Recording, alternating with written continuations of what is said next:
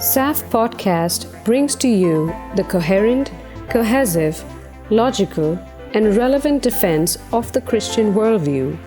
From laymen to experts in the field, everyone can tune in and be equipped. We also aim to introduce to the audience the plethora of work and research done in the field of Christian apologetics in defending the faith and the individuals who further the intellectual cause of Christianity by featuring the greatest minds of the Christian apologetics arena. Well, we are all aware of the COVID-19 situation, right? It has spread across the globe, and in such a small time, it has affected more than 227 countries and territories.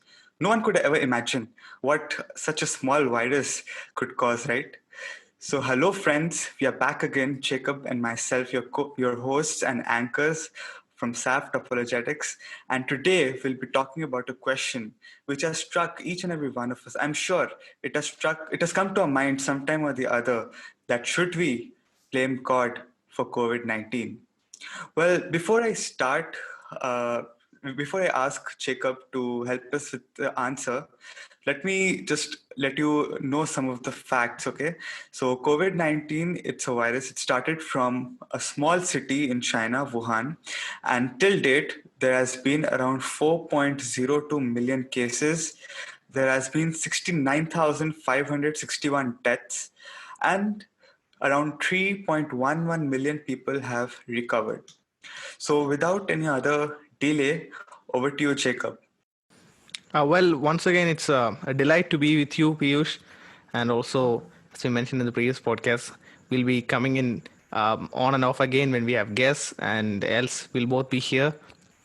So first off, let me just remind everyone that you can subscribe to the channel and keep it tabs of the content that keeps coming out. And if you are following us on the podcasting platforms, do leave a review if you like what you listen to, and that can help us reach many more people.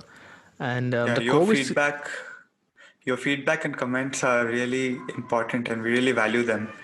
Yeah. Yes, and it inspires us when we see what you think of the work we do. This COVID scenario is still on.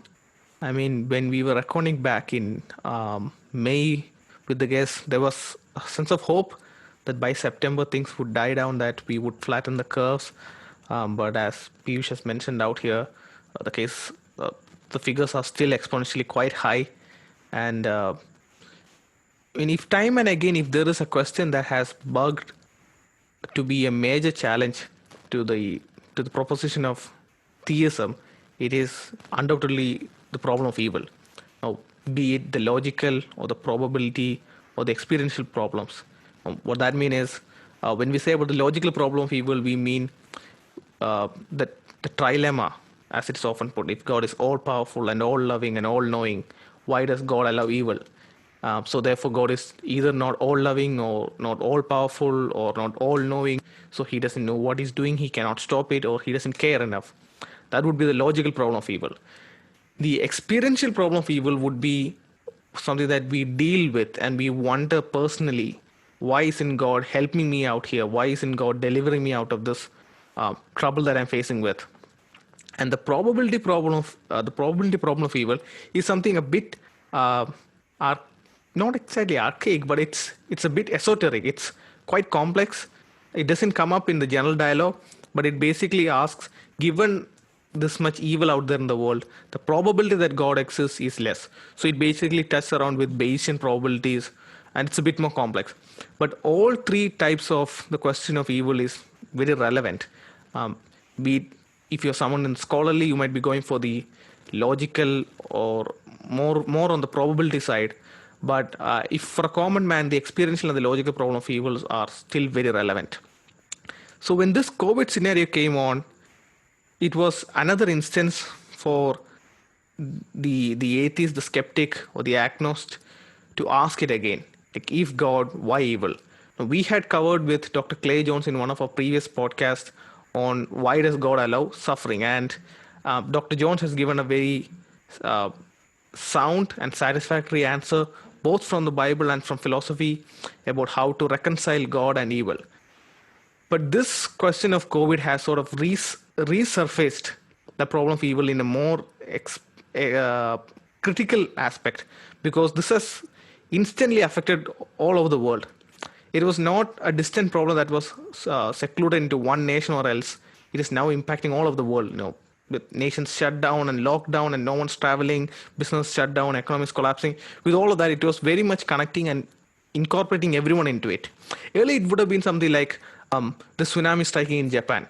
So that was more relevant and uh, personal to the people in Japan than would have been for the people in Canada, because you are not experiencing it, you're just hearing about it and then dialoguing on it. But COVID was very different. Yes. So let's look at it bit by bit.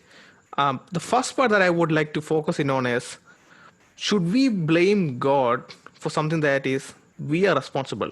Should we blame God for our carelessness?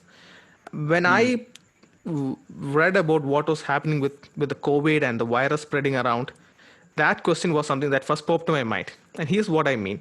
The COVID was brought about by the virus. It's called the SARS-CoV-2, SARS-CoV-2. And this is the virus that causes COVID-19. And molecular biologist Dr. A.J. Roberts, she points out that this virus is, as we all are now aware, is very common in bats. And the jump that the virus can make from bats to humans, which is a major species leap, is very improbable. But yet, this jump was made. I mean, this virus is what is commonly seen in bats, but here we are all humans affected under it. And what is even more interesting is this is highly improbable, because under natural habitat conditions, this sort of a jump is not supposed to happen. And the only way this can happen is, given what we know about human management and human interactions, is if we handle our animal markets that are happening in different parts of the world, with exotic animals coming in and interacting with different species, all kept in a closed, unclean environment. If it's in that sort of an environment that these sort of species jump can happen, well, we might think, oh, well, do we really know? Is that really the case? If only we could have known in some other instance if that happened. As it turns out, the predecessor of the SARS-CoV-2 virus, known as the SARS-CoV virus, almost 2 decades ago made this leap from bats to humans under these similar conditions. So about 17 years ago, we came to know that such a leap can happen, wherein under human mismanagements of these exotic animal markets, species that are not supposed to come together in close contact ends up coming together in close contact, and then this species jump that should not happen ends up happening. And as a result, these infectious viruses that are supposed to be secluded to one species of the animal kingdom can make their way into higher ranking species, which are more prone to be in contact with humans. So as it turns out, it is not much of a surprise for us, given where the virus was originated and the places that are well known for exotic animal markets. So to look at it, this is not something that came about in the natural habitat. I mean, that would be another question, the problem of natural evil. That is something that we would look in differently. But the COVID virus spreading and it coming in contact with humans, it mainly has to do with human mismanagement. Like if those involved in the animal markets were a bit more careful and a bit more concerned with the health of the animals and the health of the people interacting with it, and a bit more aware of what all goes on behind these animal interactions, then species that should not come in contact could have been prevented from coming in contact. And therefore, this species jump from bats to other species could have been very easily avoided. So what struck me instantly with this is, we can come about blaming God for our mismanagement. And that's easy for us because we sort of imagine God as someone who is expected to barge in on every human action and iron out and make it perfect.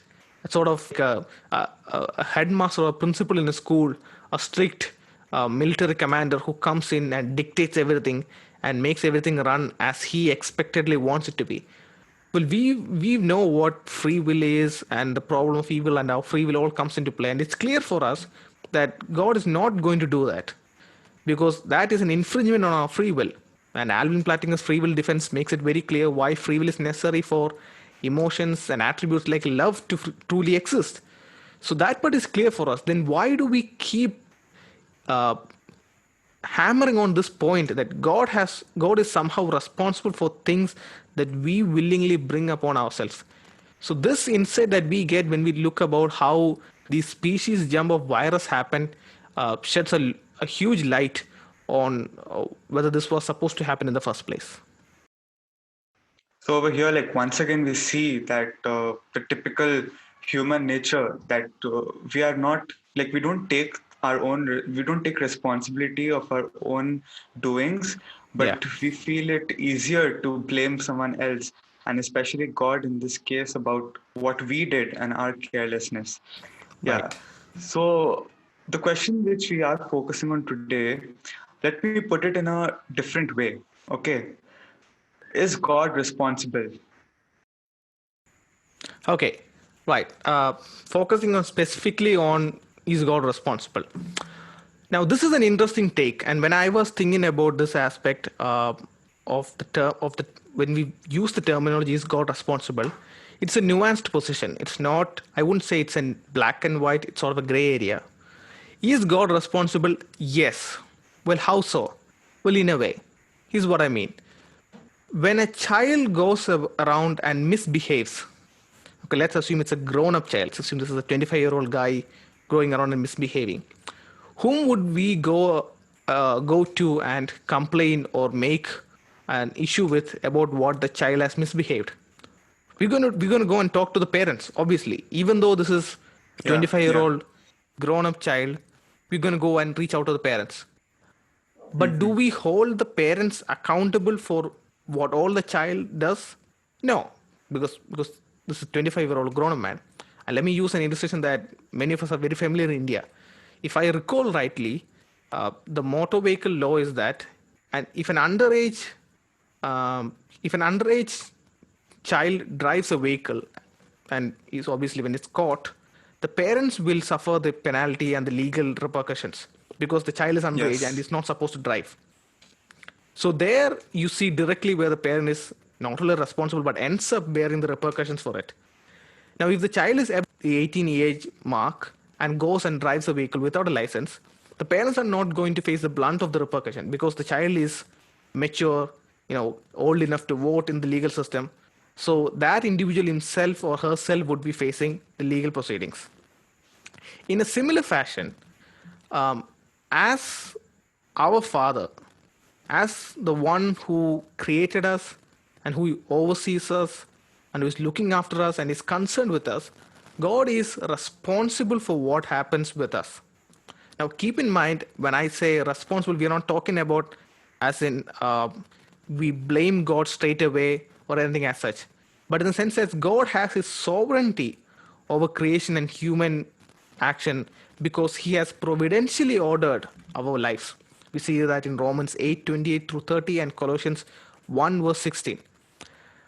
Now, this is because God has that providential ordering that we see in Scripture, the one that preserves human free will. So he is responsible for what happens with us.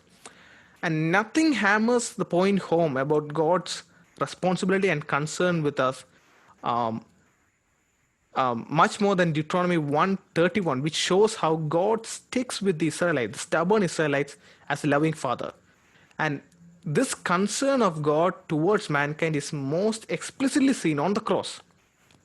Because here is a God, a father, who is concerned with and is responsible as a responsible father, not someone upon whom everyone puts all the blame. Because, we are talking about grown up, mature mankind, people who can make decisions, people who can choose not to do and choose to do. But here is a father who is responsible and concerned about his children, that he comes down in the form of man. The Son of God comes down in the form of man and dies on the cross, takes upon the penalty of sin upon himself, so that all his children might be reconciled to himself through love and through justice. So this is a very interesting position when we ask the question, is God responsible? Mm. Well, like I said, he's responsible in one aspect of the word, but not as in we blame God for everything that happens. He is providentially ordering the world through the free will of the humans. And that providential aspect is clear throughout scriptures. When we read in Romans and all, God's sovereignty is very clear. and also the free will of us to choose to believe and to choose to not believe is clear in scripture and in our practical life. Free will is not a delusion. That itself would be a delusion to think that free will is a delusion. Um, so God maintains that responsibility that He has towards us by sending His Son to die on the cross for us so that we may be redeemed. But at the same time, we have the responsibility incumbent upon us to stick with life, to deal and choose the right decisions as we see come across ourselves. So, like I said, it's a Yeah. nuanced position, but it's a position that the Bible best explains and answers. And I would be skeptical to see how other worldviews would try and answer this in the context, especially of our current situation of COVID-19. Should we blame God for COVID-19? That would be a very interesting thing to look at. Yeah, that's true. And really, this perspective is really amazing at how God is responsible. And thank you, Jacob, for sharing. And I'm sure that many of our listeners would they'll be asked this question once again, and they'll be made to rethink on this. So then, like now, as we know that there are many nations, they're trying to form a vaccine for this virus, right? So they're trying Yeah. to, form something with which we can overcome this virus, and then life can come back to track.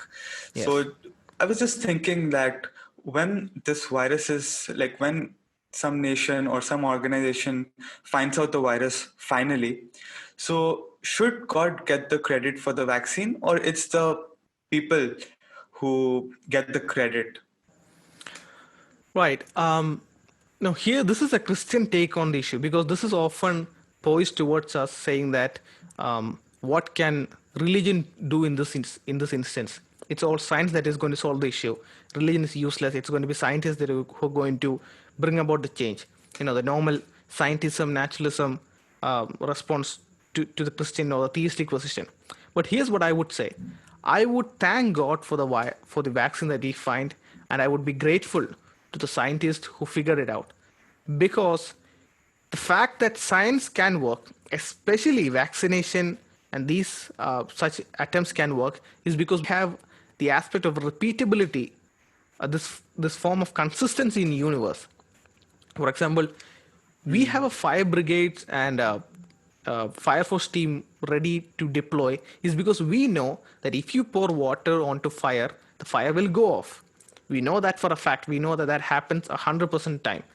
If we pour water and the fire doesn't go off, then that's a point for us to inquire and see what's happening there. Did we pour water? Did we pour oil? That's a point for us to dig into it. But there is this aspect of consistency and repeatability binding and ruling across the universe. So when a scientist looks at the vaccine and he figures out the formula to figure it out, even before he applies it, he has figured out whether it's going to work or not. So he has figured out the chemical formulation as such. And after it's applied, there is that consistency that they expect the vaccine to work in the natural world. So whenever that vaccine is applied onto a patient with a particular virus, there will be certain effects and there will be certain side effects. So these repeatability aspect of nature cannot be explained away by naturalism, where it's pure chance, where the universe just popped into existence, but nothing binded it, nothing controls it, and we are all, as Dr. Frank Darek puts it quite well, moist robots, or as one of the MIT professors of robotics said, we are a bag, a bag of skin of biomolecules, if I recall it right. So if that is all we are, and if that is all nature is, how do we expect nature to be repeatable? How do we expect nature to be consistent in outworkings? And it is only within a theistic or specifically Christian position that we're able to see the orderliness in the universe and to see a creator designer behind it. So when I look at a vaccine applying to me and helping me out, I'm able to see the consistency that is uh, effective in universe. As Albert Einstein pointed out, the comprehensibility of the universe. The most incomprehensible fact of the universe is its comprehensibility. So I would thank God that He has created nature in such an orderly manner that we can discover the cures, we can discover medicines and vaccines, and I would be grateful to the people who work it out and be grateful for them for their efforts and the initiatives that they take. So there is a huge burden on the naturalist to explain away why vaccines work, why any human remedies work with everyone under specific circumstances, and it isn't just disorderly or full of chaos that you apply a vaccine for smallpox and the person ends up getting smallpox. That doesn't happen. A vaccine for smallpox deals and takes away smallpox. Why is that? Why is there that orderliness? For a naturalist, that is a huge burden to explain. But for a theist, that is well explained and answered in the framework of a creator. Right, right. Thank you, Jacob. So I hope that all our listeners got an answer to these questions, and we understand that during this crisis there has been a lot happening around.